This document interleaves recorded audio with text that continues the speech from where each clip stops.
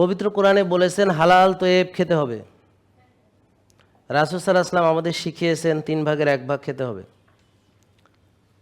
ক্ষুধা লাগলে খাবো, ক্ষুধা থাকতে থাকতে খাওয়া শেষ করবো এবং রোজাও রাখবো। এখন আমরা এভাবেই সবাই চলি, তাই না? চলে আজকে আপনার এত বড় ভুঁড়ি হয়েছে, আমাকে বিশ্বাস করতে বলতেছেন, বুঝেন নাই মুরব্বী? মানি আমরা এটা? না। তো তাইলে আমরা কোরআন মানি না, কিভাবে মানি? কোরআনের আয়াত অস্বীকার করে কোরআন মানে কেমনে মানুষ? তাহলে হালাল তৈব খেতে আল্লাহ বলে নাই, তাহলে আপনি মানেন না, তাহলে কিভাবে কোরআন মানেন? না বোঝাটাই তো একটা অন্যায়। বুঝেন না কেন? আল্লাহ কি নির্দেশ দেয়নি বোঝার জন্যে? তোমরা ভাবো না কেন? বলেনি। তোমরা শেখো না কেন? বলেনি। তোমরা জ্ঞান অর্জন করো না কেন? বলেনি। বলছে কি না বাবা? বলছে। তাহলে এখন আপনাকে আল্লাহ আদেশ করলো একটা, আর আপনি চললেন আর একভাবে, তাহলে এইটাকে কি ধরনের ইমান বলে বা আমল বলে? বলেন আপনারা আমাকে, বুঝায় দেন। মুখে, কাজে নয়। হ্যাঁ, তাহলে জ্ঞানকে যদি আমরা কাজে না লাগাই, ওই জ্ঞান আমাদের কোনো কাজে আসবে না। এ ব্যাপারে সুন্দর একটি কথা আছে, পুঁথিগত বিদ্যা পর হস্তে ধন, নাহি বিদ্যা নাহি ধন নাহি প্রয়োজন। মানে আমার যদি আমল না থাকে, আমি কত বড় জ্ঞানী, তাদের কিছুই আসে যায় না। তাহলে এই যে স্বাস্থ্য শিক্ষা, এটা আমার শেখাতে হচ্ছে এখানে আপনাদেরকে।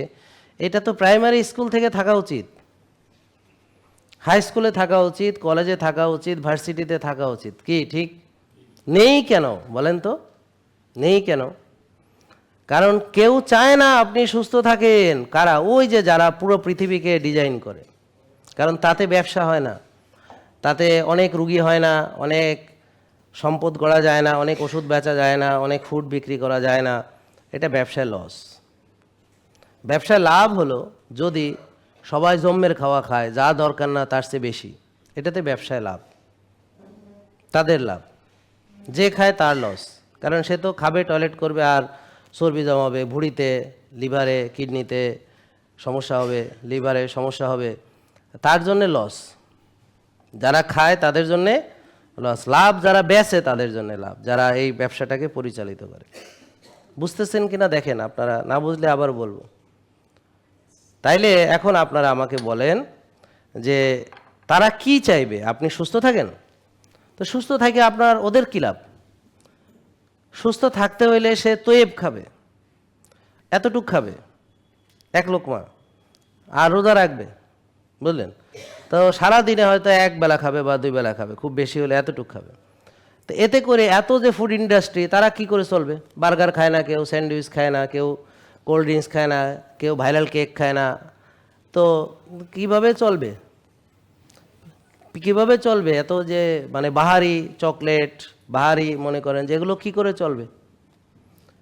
তা এইটা কত বিলিয়ন ট্রিলিয়ন ডলারের ব্যবসা, আপনাদের ধারণা আছে নাকি?